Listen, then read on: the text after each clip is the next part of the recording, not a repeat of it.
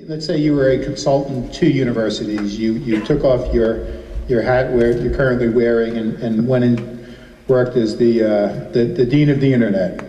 Or alternatively, let's say you were working for a packaged goods company that's trying to reach teenagers. What is the one or two or three things you'd want to drill in their head about teens today and the way they're using the internet and what they really need to know? Jordan, you want to start off? Sure.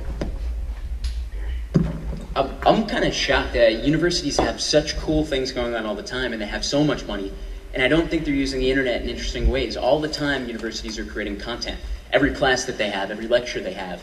But I don't think they're having forums where students can come and have kind of a display once a month of all the different professors that are across different disciplines. And the schools themselves could be videotaping that, could be proliferating it throughout the internet, could be creating a lot more content really, really cheaply. They're not tapping into alumni who go on to be successful across all these different fields. Send them video cameras, get them to talk about topics of interest. The schools are really tentative about Facebook and the social web and what all these changes mean. And because of that, they've been kind of gridlocked and they haven't done anything at all.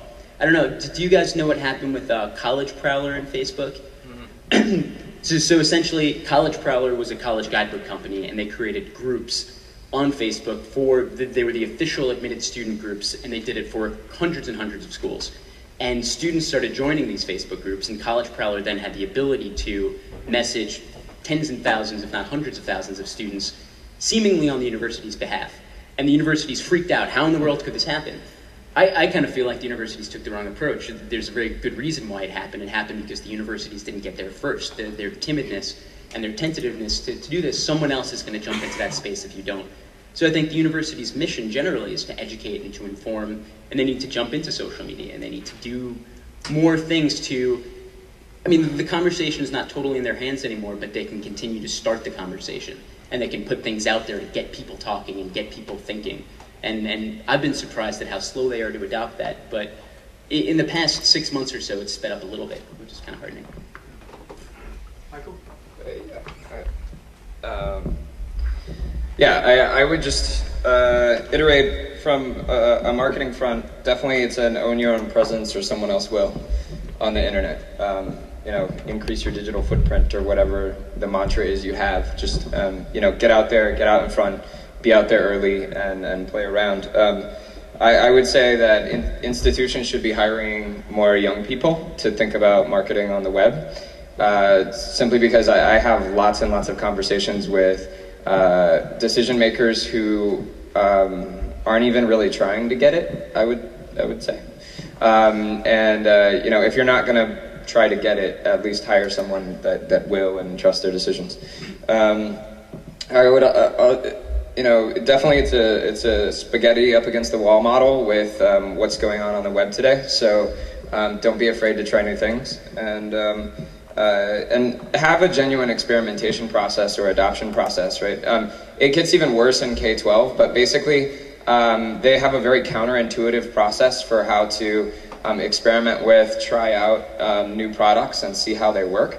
And it's actually a real barrier to entry in the market if you want to be interfacing with institutions, because there's no real process to interface with an institution, and every institution has its own kind of unique way of doing things, and they don't want to tell you what that is because they don't even know generally.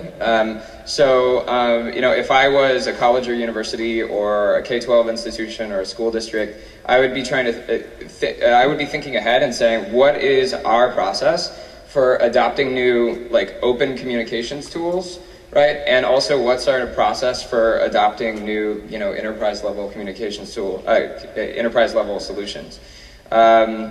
In terms of how are young people using the web? What's the most important lesson? They don't care about you, right? They don't care about your brand.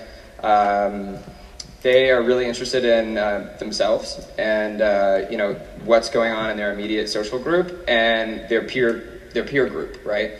And if you're not tapping into that motivation for them to express themselves, represent themselves, explore their own identity, explore their own ideas, and do that in a kind of peer-to-peer relationship model, you're going to lose. Okay. So. To play kind of the doom and gloom scenario for a minute, and I don't fully mean this, but I want to make the point that these technologies, the social web, etc. It's not just about marketing, and that comes with huge risks and also huge rewards. But I think that too often you hear people who think, well, it's okay if we don't really do this because, you know, we have plenty, we're doing fine on recruitment anyway, or, you know, we're already a top college, so who really cares? Well, if you look at newspapers, that's kind of the approach that they took, and they're not doing so well. And when I say it's not just about marketing, what I mean is I think that these technologies are going to fundamentally change almost everything about institutions. So you're going to see things in the next 5 or 10 years like students collaborating across institution to plan their own courses. Why should I be restricted to only take the courses at my school anymore when I can find out every single course at every single school and get all the course materials? So when you have situations like that, this poses a real threat, but also if you're an educator or if you're in this field and you're not a marketer, there's also tremendous opportunity to do incredibly cool things. So get out there and do it. I think not just for universities, but for anyone that are working with kids, the biggest thing is just to be authentic and to really listen to your audience and to really invite them. And when you invite them to participate, be responsive. I think that we had mentioned before, like, they don't want to kind of put their content into a vacuum. Like, they want to see that you're listening to them. And I think that if you are a brand or a business or a school that is doing this, I think they will care about you. I think that they will care about what you're offering. I think they'll trust you. And so I think that that's like a really big thing to think of going forward, is just treat them with respect. And I think you'll be incredibly surprised about the quality of content that you get back from them.